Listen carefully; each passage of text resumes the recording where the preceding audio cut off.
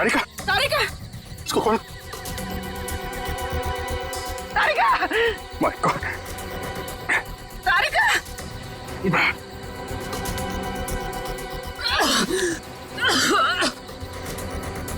तारिका तुम ठीक हो? हाँ? हाँ? कैसे हुआ ये है? किसने किया? कौन थे वो लोग? रिपोर्ट्स थे, लैब जा रही थी। एक आदमी आया, जबरदस्ती मुझे क्लोरोफॉर्म सुंघाया। मैंने अपने आप को छुड़ाने की कोशिश की और मुझे किसी ने मुझे जोर से सर पे मारा।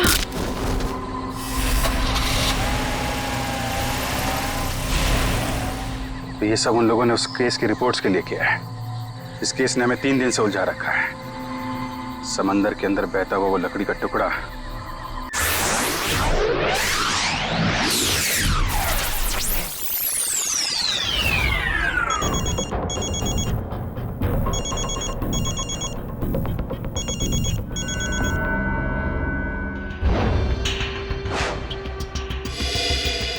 तारिका फोन क्यों नहीं उठा रही? तारिका प्लीज फोन उठाओ। डॉक्टर सालुंखे को फोन करता हूं।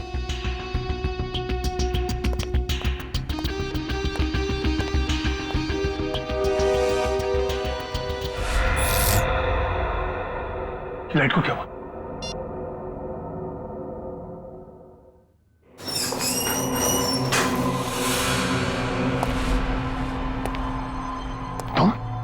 तुम यहाँ क्या कर रहे हो?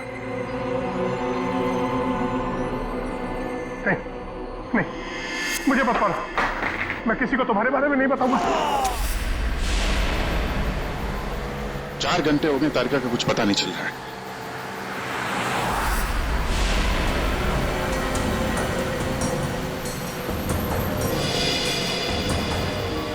सर, तारिका का मोबाइल आसपास ही दिखाई दे रहा है।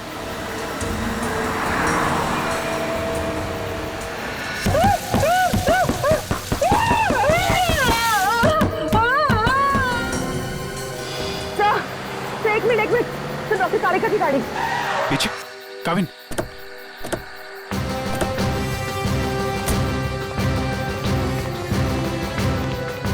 तारिका, तारिका,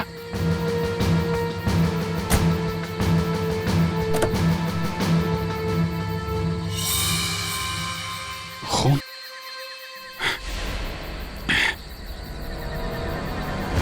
कुछ हुआ है तारिका को? खून है यहाँ पे। डॉक्टर जगन, डॉक्टर जगन, अरे कुछ देर पहले फोन किया था, अब अंधेरा गया कहाँ ये? देखो जरा, लाइट लगा।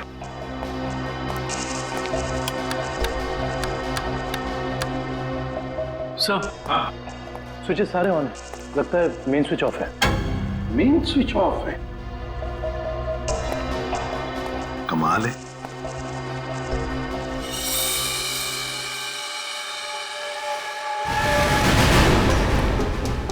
डॉक्टर जगन, सर, ये तो मर चुके हैं। सर, कहीं ऐसा तो नहीं कि खूनी को पता चल गया हो कि डॉक्टर जगन हमें कुछ बताने वाले थे, इसलिए? कुछ समझ में नहीं आ रहा सर। पहले तारिका का गायब होना और अब जगन जी का खून। वही तो। तारिका, तारिका जी, डॉक्टर तारिका, तारिका,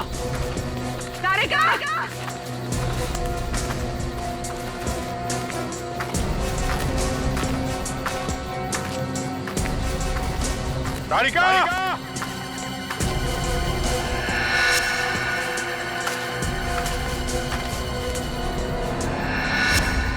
ओ, ये तारिका का ईयररिंग। ईयररिंग यहाँ पर? यही होगी। फोन लगा, फोन लगा।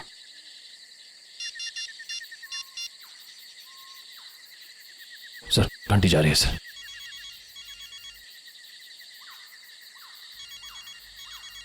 सर, उस तरफ। हाँ सर।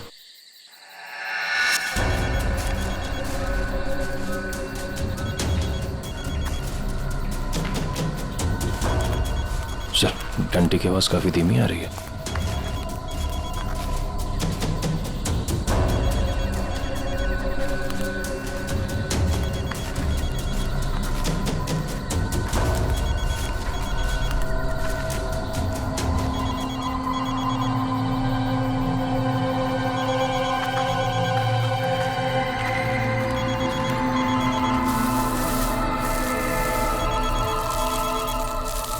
सर फोन मिट्टी के नीचे दबा हुआ है। वो नहीं डॉक्टर, तारिका नीचे है। जल्दी खोलो इसको।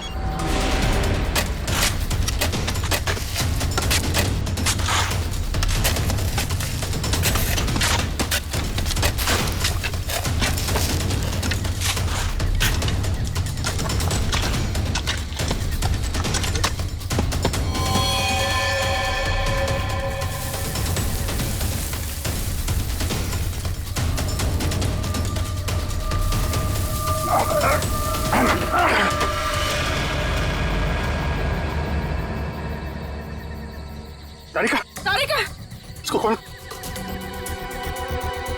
तारिका, माय गॉड। तारिका,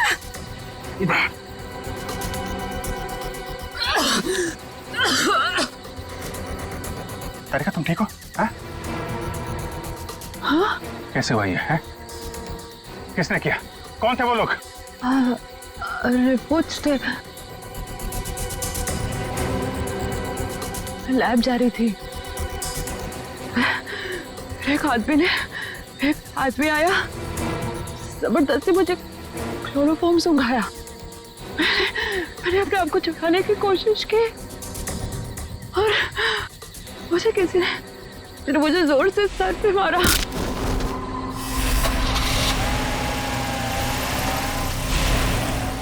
तो ये सब उन लोगों ने उस केस की रिपोर्ट्स के लिए किया है। इस केस ने हमें 3 दिन से उलझा रखा है। समंदर के अंदर बहता हुआ वो लकड़ी का टुकड़ा और उसके साथ वो आदमी की खोपड़ी। लगता है कोई बड़ी मछली फंसी है जाल में। खींच खींच, अरे ये तो कोई लकड़ी का टुकड़ा फंसा हुआ है जाल में। खींच, अरे जल्दी निकाल, नहीं तो जाल फट जाएगा। खींच।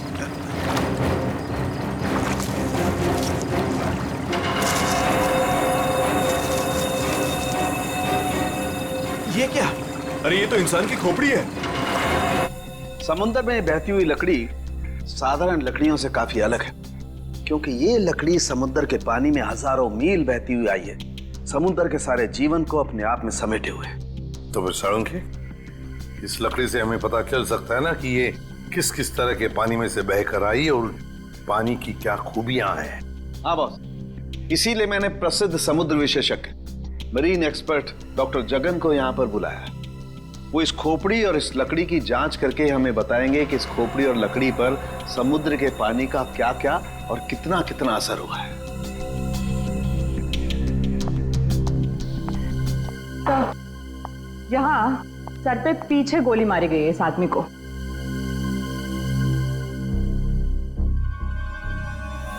ये देखो बॉस, इस सुराग को देख करके लगता है काफी नजदीक से गोली मारी गई है। साळुंखे, क्या तू बता सकता है ये खोपड़ी कितने समय तक समुद्र में थी? बस ये जो काई हमें इस लकड़ी पर से मिली है, हाँ, ऐसी ही काई इस खोपड़ी की आंखों के चारों तरफ और आसपास भी है। ये काई हमें बताती है कि ये लकड़ी और ये खोपड़ी काफी बरसों से समुद्र में अपना डेरा जमाए हुए थी। फिर तो साळुंखे साहब ये भी पता चल जाएगा कि ये खोपड़ी समंदर के किस भाग में थी, और साथ ही साथ पक्के तौर पे ये भी पता चल जाएगा कि कितने समय तक थी। हाँ, पता चल सकता है। तारिका, एक काम करो, इस खोपड़ी पर से जितने भी बैक्टीरियाज मिले उनका अच्छी तरह से एनालिसिस करो, इससे उनकी उम्र का पता लगेगा और बाद में हम इस खोपड़ी का रिकंस्ट्रक्शन करेंगे।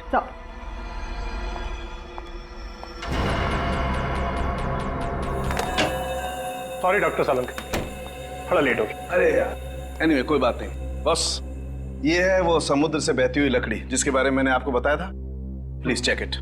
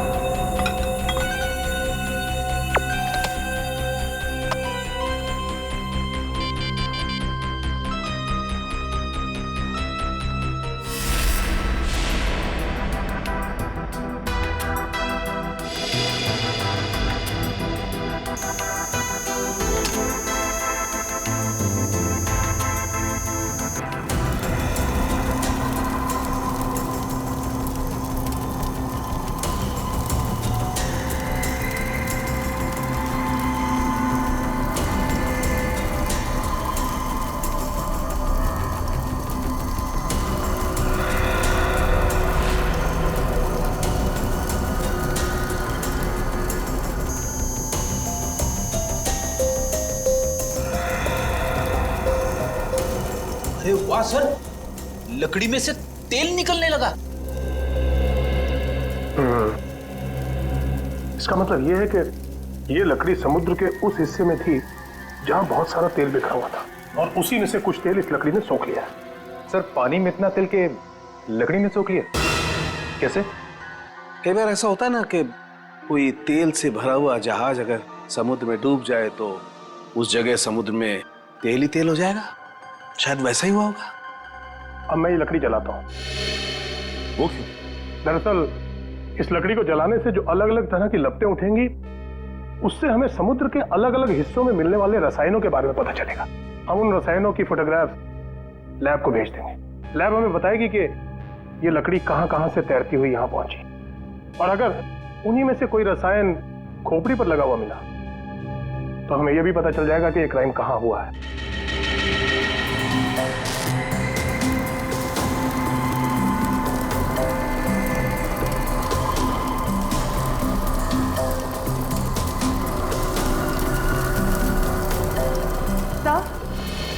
सर, इस खोपड़ी में मिले समुद्री बैक्टीरिया और एल्गी की उम्र लगभग 7-8 साल है। 7-8 साल से समुद्र में? तो इसका एक ही मतलब है कि ये खोपड़ी जिस आदमी की है उसकी मौत समुद्र में 2005 में हुई है। 2005। उन रिपोर्ट से हमें पता चल सकता था वो खोपड़ी कहाँ थी, कहाँ से बह के आई थी। कोई तो है लेकिन जो ये नहीं चाहता कि सीआईडी इस केस के तह तक पहुंचे। किसी के चाहने या ना चाहने से सीआईडी नहीं रुकती।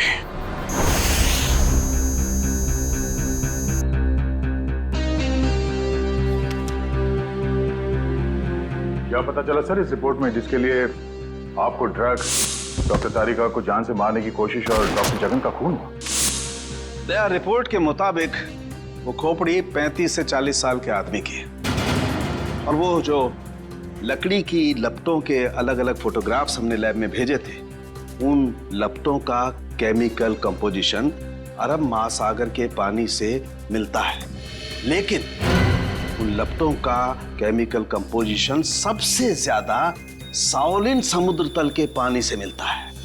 इसका मतलब है साओलिन समुद्र तल से ऊपर उठकर ये खोपड़ी बहती हुई लकड़ी से उलझकर अरब सागर में पहुंची। बिल्कुल। सालुंखे ने कहा कि उस खोपड़ी के अंदर वाले हिस्से में उसे कुछ बैक्टीरिया मिली, किण्वन क्रिया करने वाली बैक्टीरिया, फर्मेंटेशन करने वाली बैक्टीरिया।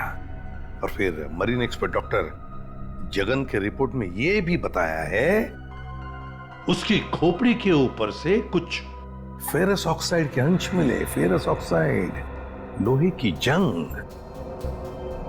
लेकिन सर, समुद्र के नीचे एक खोपड़ी पे लोहे की जंग कैसे आ सकती है सर?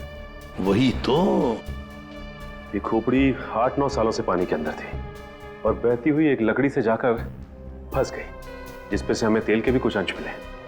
हो सकता है ये खोपड़ी किसी डूबे हुए जहाज के मलबे के नीचे दब गई हो।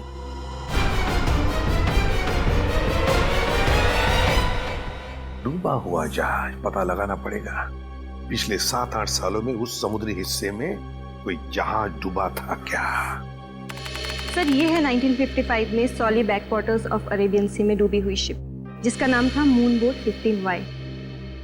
ये शिप मुंबई में होने वाली एक विशाल प्रदर्शनी के लिए कुछ कीमती धरोहर, स्मारक, कुछ पुरानी पंडुलिपियां, स्क्रोल्स लेकर आ रही थी, और कुछ तकनीकी गड़बड़ी की वजह से डूब गई। जून 2005, करीबन 50 साल बाद हमारे सेंटर ने इस शिप की जांच का प्रोग्राम बनाया। फिर क्या हुआ? जांच सफल हुई? नहीं सर, क्योंकि उस जांच दल के चारों लोगों में से मेरे अलावा कोई वापस लौटा ही नहीं। क्या? नहीं लौटा?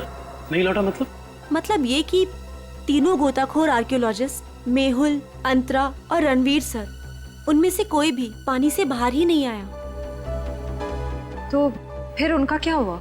हमने उनको तलाशने की बहुत कोशिश की, पर तीनों का कुछ पता नहीं चला। सिर्फ मैं ही वापस आ पाई, शायद इसलिए क्योंकि मैं उनके साथ पानी में गई ही नहीं थी।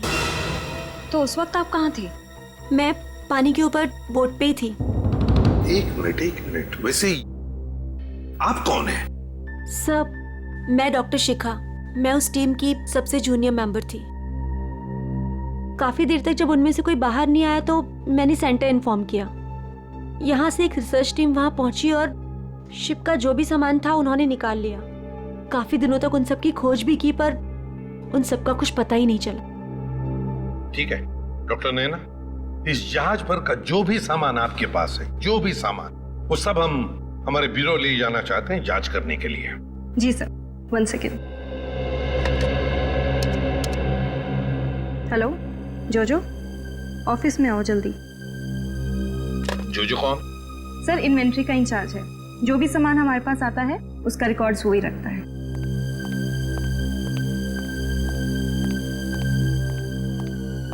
मैडम आपने बुलाया मुझे? हाँ, ये लोग सीआईडी से हैं और इन्हें मून बोट 15Y से मिला हुआ जो भी सामान है वो इन्हें चाहिए। ठीक है सर, मैं आपके ऑफिस में भिजवा देता हूँ, क्योंकि कुछ समय लगेगा कुछ डिटेल और गेट पास बनाने में। ठीक है, कोई बात नहीं। जो ने ये सारा सामान भेजा है मरीन रिसर्च सेंटर से। और तुम इन सारे सामानों को लिस्ट से मैच करके देख रहे हो? हाँ सर, और रणवीर, अंतरा और मेहुल, उन सब की फोटो भी भेजी है ईमेल पे और उनके रिकॉर्ड्स भी। मयूर वही चेक कर रहा है। गुड, काम करो फ्रेडी, तुम्हारा ये सब लिस्ट चेक होने के बाद में ये सारा का सारा सामान फोरेंसिक लैब में भेज दो। Yes sir.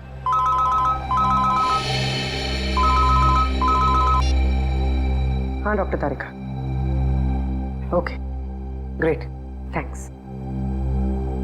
सर उस खोपड़ी का रिकंस्ट्रक्शन हो गया है। डॉक्टर तारिका ने मेल भेजा है फेस इंप्रेशन का। गुड। मयूर सर, देखो जरा वो चेहरा चेक करो। सर ये रही उस आदमी की शक्ल। मयूर, अब रणवीर, मेहुल और अंतरा, इन तीनों के चेहरे दिखाओ। सर ये रहे सर। सर खोपड़ी से जो चेहरा बनाया गया है वो मरीन से गायब हुए किसी भी आदमी से मैच नहीं करा। हाँ, सचिन मिल तो नहीं रहा है, फिर भी एक खोपड़ी पर जो चेहरा बना है ना, उसे मयूर हमारे रिकॉर्ड्स के साथ मैच करके देखो।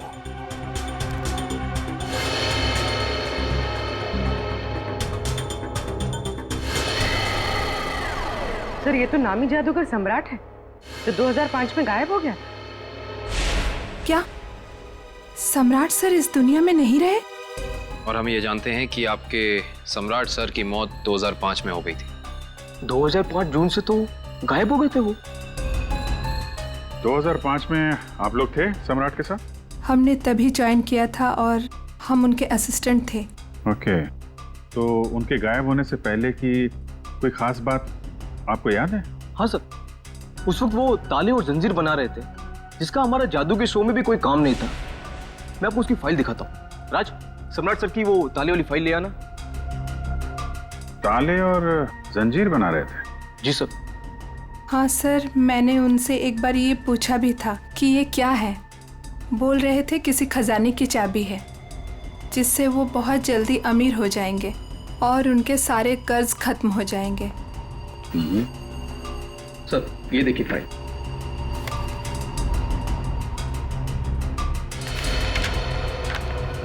सर ये ताले जैसे दिखते नहीं हैं, लेकिन ये ताले ही हैं। सर 4 जून को वो अपने बनाए हुए ताले और जंजीर लेकर चले गए और हमसे कहा कि आज दौलत दरवाजे पर आ जाएगी।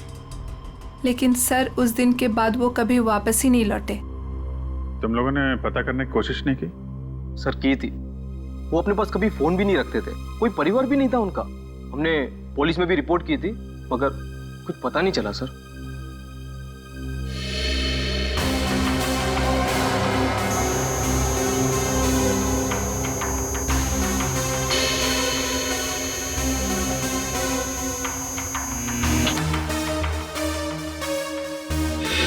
ठीक है, नेक्स्ट।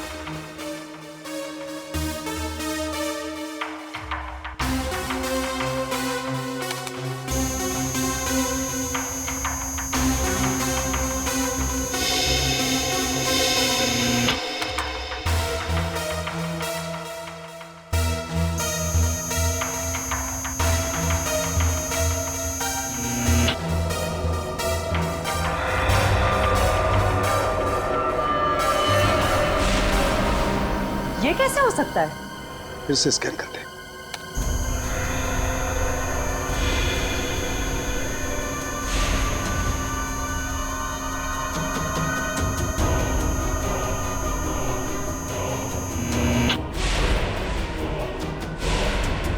माय गॉड, ये क्या चक्कर है? हाँ डॉक्टर साहब, क्या हुआ? आपने अर्जेंटली बुलाया? दया, जहाज में से मिले हुए सभी आर्टिफैक्ट्स, ये सारे धरोहर का कार्बन डेटिंग कर लिया है। ये सभी की सभी चीजें 16वीं शताब्दी की हैं, सिर्फ एक चीज को छोड़कर। ये क्या बात कर रहे हैं? मून बोट में मिली तमाम चीजों में एक चीज 16वीं शताब्दी की नहीं है? नहीं सर, इसका मतलब वो चीज मून बोट की हो ही नहीं सकती? बिल्कुल नहीं हो सकती, और वो कोई धरोहर भी नहीं है। वो है एक छोटा सा हथियार, ये चाकू, जो 2002-2003 में बना है। सर 1955 में ये जहाज डूबी थी और उसमें 10-12 साल पुराना हथियार का मिलना, इसका मतलब है कि समंदर के अंदर पड़ी ये मून बोट, इसमें कुछ ना कुछ तो हुआ है। जब अंतरा, रणवीर और मेहुल गायब हुए थे 2005 में। और सर सम्राट का भी वहां होना कोई इत्तेफाक तो नहीं हो सकता। सर, इसका मतलब सम्राट का कोई ना कोई संबंध तो जरूर है उस घटना से जिसमें रणवीर, मेहुल और अंतरा की जान गई उस पानी के अंदर। समंदर के गहराई में वहां जाना पड़ेगा जहां पे इस मून बोट का मलबा पड़ा है।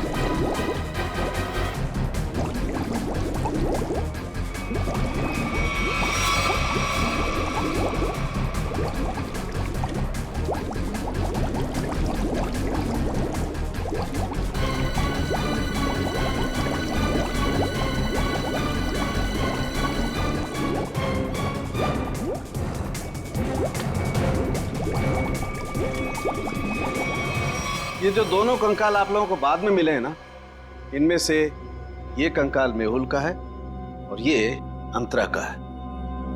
और ये खोपड़ी जो सबसे पहले मिली थी, ये कंकाल सम्राट का है।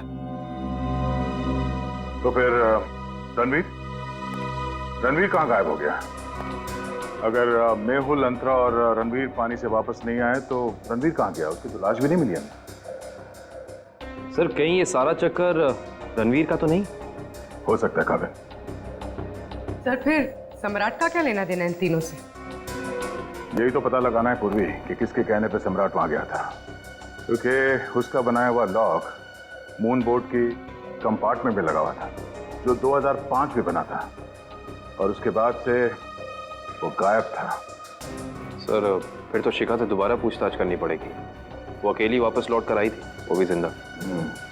सबसे पहले हमें मून बोट प्रोजेक्ट की वीडियो चाहिए, वो भी मरीन सेंटर को जानकारी दिए बिना, वरना उस वीडियोस के साथ छेड़छाड़ हो सकती है। और ये टेप आज रात ही चाहिए।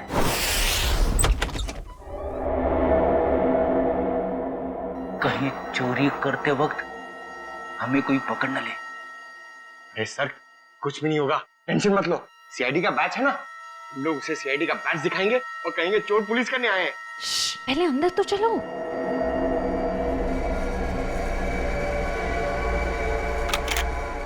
सर अंदर आर्काइव्स रूम में से कोई आवाज आ रही है। अब लोग जाओ, मैं आता हूँ। सुन, मरेंगे तो साथ में मरेंगे। कुछ होना। सर वो देखिए, वहां पर कोई है।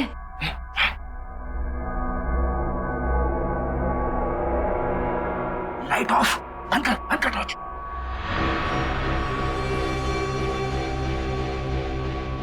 हमसे पहले कोई चोर आ गया टेप चुराने के लिए। एसीपी साहब ने हमसे कहा नहीं कि उन्होंने किसी और को भी टेप चुराने के लिए बोला है।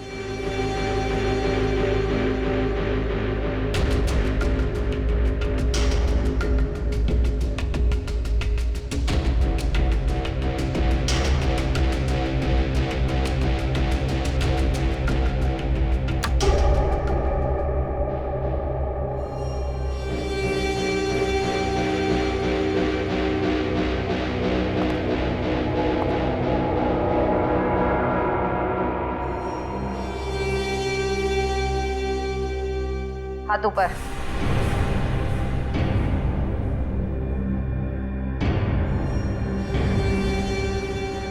कौन हो तुम? नकाब उतारो।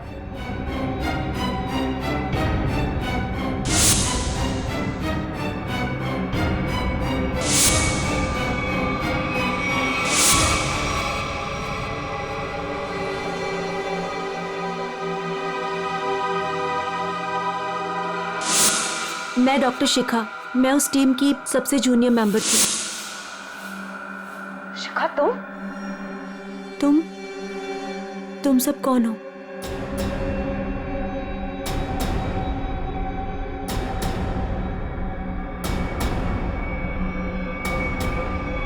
सीआईडी?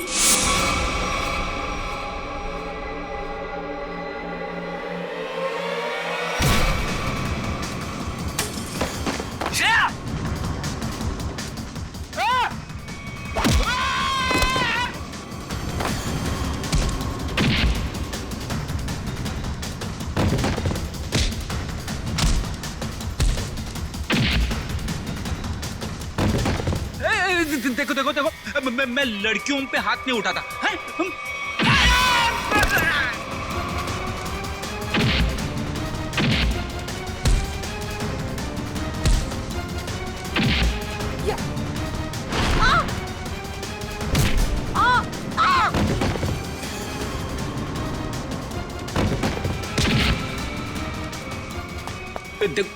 नारी शक्ति लय भारी, लेकिन मेरी माँ अब भागना मत। नहीं, हाँ, वो तो रुक जा। शिखा तुम इतनी रात के तुम यहाँ क्या कर रही हो? सब मैंने कुछ नहीं किया है, मुझे जाने दीजिए। सर ये झूठ बोल रही है, इसने कोई टेप्स चुराए हैं। टेप्स? कैसे टिप्स चुराए तुमने? सब मैं बेगुनाह हूँ। मैं बस ये नहीं चाहती थी कि वो मून बोट के टेप्स किसी और के हाथ लगे। क्या है उन टेप्स में? क्या है बताओ जल्दी। सर वो उस टेप में, सर मैं अपना काम कर रही थी, तभी मैंने देखा कि एक बोट सामने से आई और उसमें कुछ लोग थे।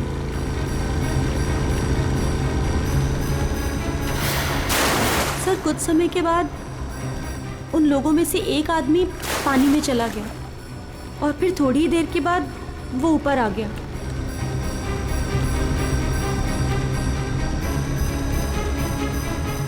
और सर जैसे ही वो ऊपर आया, एक आदमी ने उस पर गोली चलाई और वो मर गया।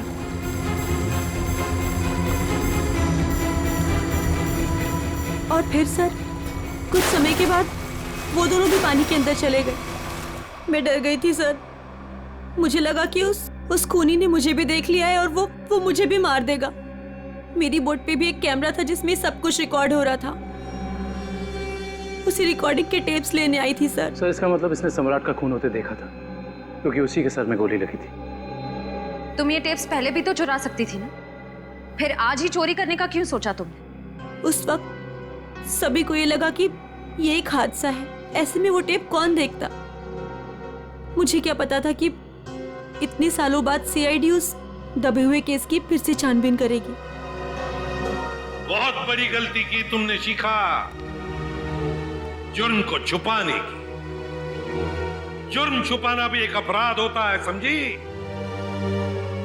अब तो तुम्हें जेल में बैठना पड़ेगा जब तक कानून तुम्हारा फैसला नहीं करता।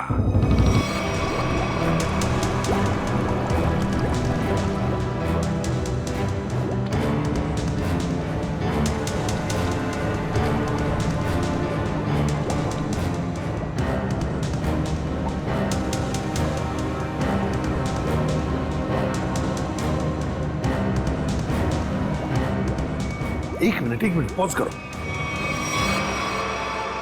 सचिन, जो सामान हमारे पास मरीन सेंटर ने भेजा था उस डूबे हुए जहाज पर जो था वो, उसमें ये मेटल बॉक्स नहीं था, ये संदूक।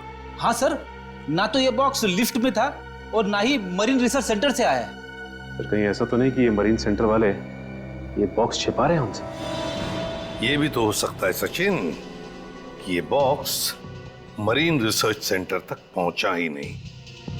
सब फिर ये बॉक्स गया कहाँ और इसके अंदर था क्या?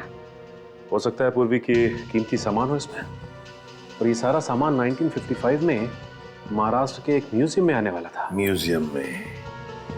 तो कहीं ये खून इस संदूक की वजह से तो नहीं हुए? पता लगाना पड़ेगा म्यूजियम से क्या था इस संदूक में। मुझे 1955 के कार्गो शिप्स की फाइल्स चाहिए।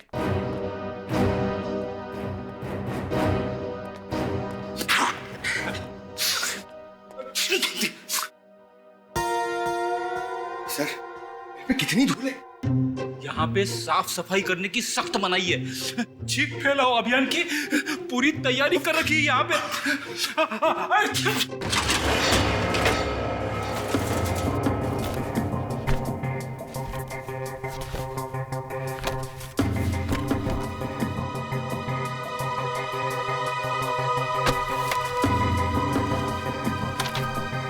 सर, ये रही वो फाइल कार्गो शिप वाली। ये देखिए।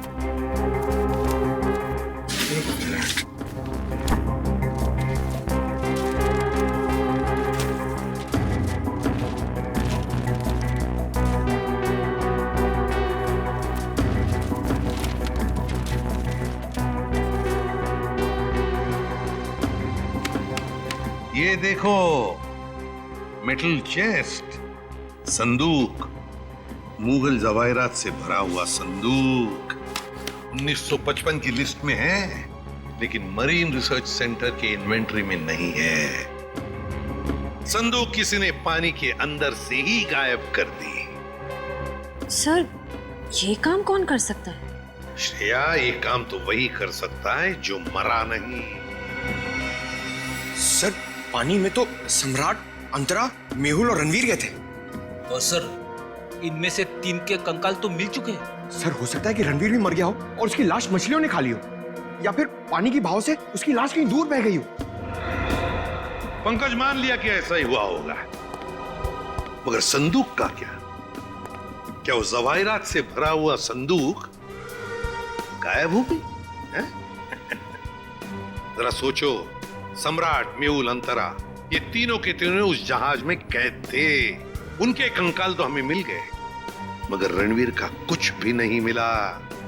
इतना सा निशान तक नहीं मिला रणवीर का। इसका मतलब है कुछ न कुछ तो करके रणवीर वहां से गायब हो गया उस संदूक के साथ। सब किया हुआ रणवीर का ही है। पर सर, अब तक तो सब ये समझते थे कि रणवीर मर चुका है। अगर वो जिंदा है भी तो हम उस तक पहुंचेंगे कैसे? और एक बात ये भी है सर कि रणवीर ने उस सोने को वैसे ही बेचने की गलती नहीं की होगी, वरना अब तक पकड़ा जाता। बिल्कुल, तो बस पता लगाना पड़ेगा।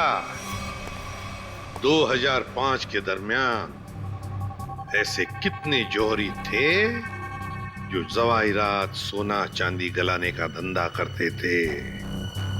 ये रणवीर जरूर उन्हीं में से किसी एक के पास गया होगा। तो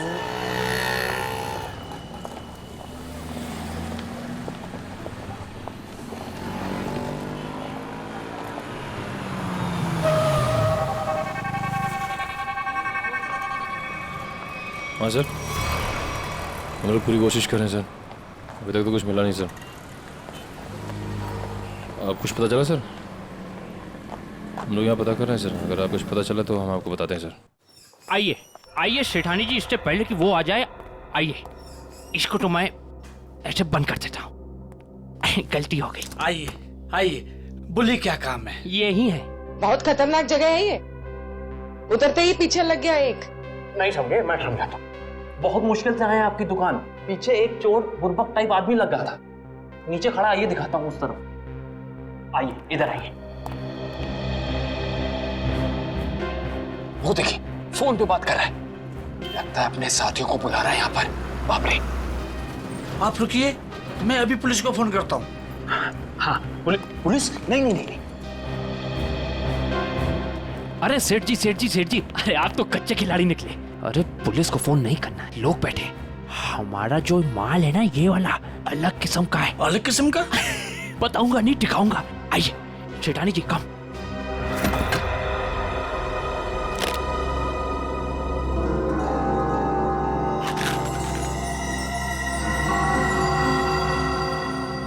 कैसा लगा?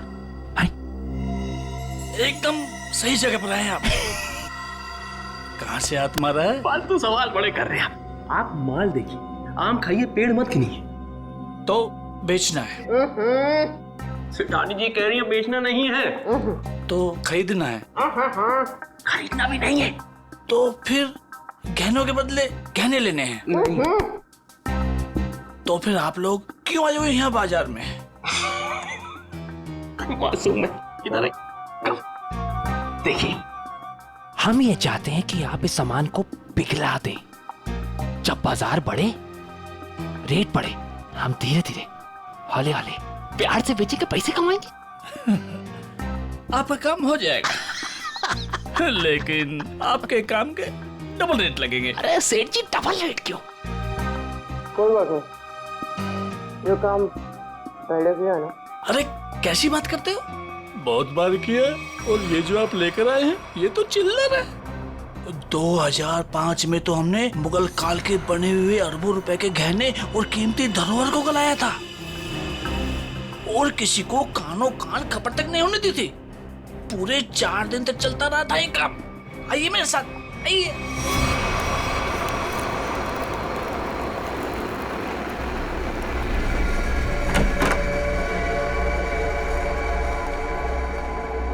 अरे चुन्नू, अरे सेठ लोगों का कुछ माल है, गलाना है इसको।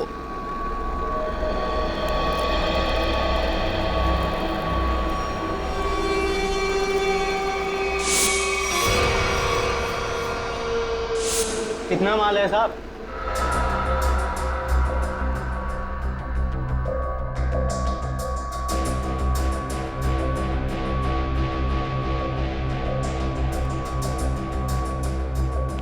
जोजो, तुम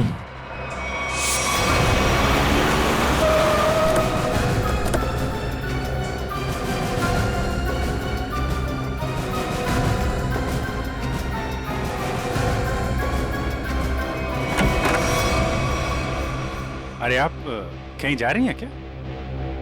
हम लोग तो चाय नाश्ते से लेकर डिनर तक का प्रोग्राम बना के आए थे। क्या बात है, आप वैसे क्यों देख रही? लगता आपने हम सीआईडी वालों को पहचाना नहीं। नैना जी, माफ करिए, आपके दोस्त जो हमारे साथ नहीं आए, लेकिन उन्होंने आपके यहाँ का पता दिया हमें। जोजो ने? पर क्यों? क्योंकि समंदर से निकली कीमती चीजें मरीन सेंटर से गायब करके बाजार में बेचता है वो, आपके साथ मिलके। मेरे साथ? क्या मजाक कर रहे हैं आप लोग? देखिए मैडम, आपका सारा कच्चा चिट्ठा हमारे पास है। बेहतर यही होगा कि आप खुद ही बता दीजिए। मैंने ही समंदर से मिले मुगल जवाहरात लिए थे। और कौन कौन मिला है तुम्हारे साथ इस काम में? कोई नहीं था सर। झूठ मत बोलो। 2005 में तुम मरीन सेंटर में थी ही नहीं, तो फिर मुगल जवाहरात तुम्हारे पास कैसे आए? मैंने कुछ लोगों को सेट किया था। उस टाइम मैं जूनियर विंग में थी। क्या बात है, आप समंदर में गई नहीं, सम्राट का खून आपने किया नहीं, तो फिर कौन है ये जो आपकी मदद कर रहा है? सर मेरे साथ थे कुछ लोग। साथियों के नाम तो होंगे ना?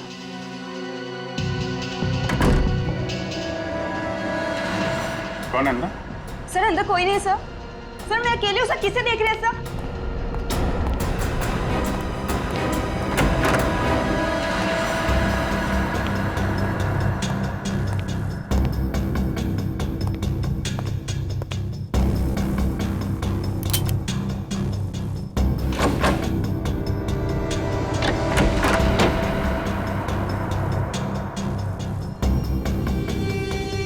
कौन है? बाहर आ जाओ। बाहर आओ चुपचाप।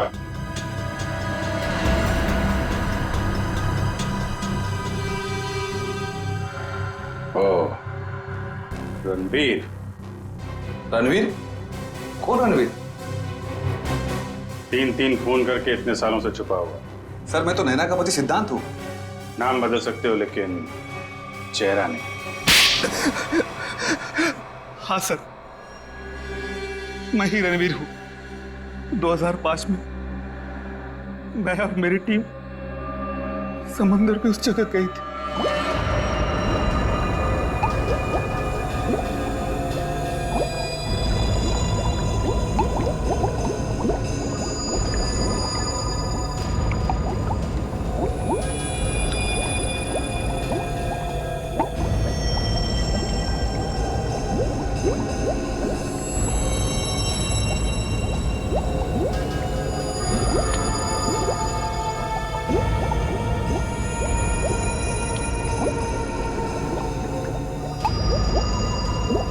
उस चेस्ट के बारे में सिर्फ मैं जानता था और कोई नहीं, इसलिए मैंने सम्राट के साथ मिलकर एक प्लान बनाया।